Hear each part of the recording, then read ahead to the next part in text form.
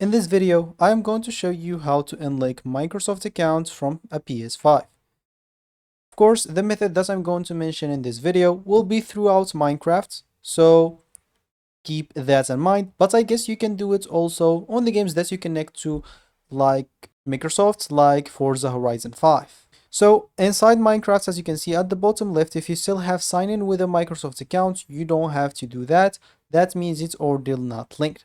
But if you find your Microsoft account at the bottom left, all you need to do first is just go and click on the settings button. Once you click on settings, you'll find yourself here with this left panel on accessibility.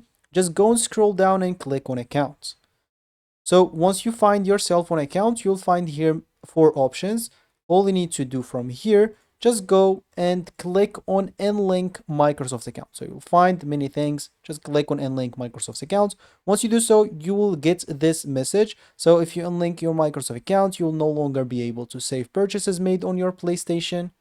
And as you can see, many things. So just go and click on Unlink and you should be good to go. Your Microsoft account should be linked with your PS5, not only your Minecraft. And of course, then you can go and sign in again with another account if you want to. And then it's up to you. So that should be it for me in this video. Thank you for watching and goodbye.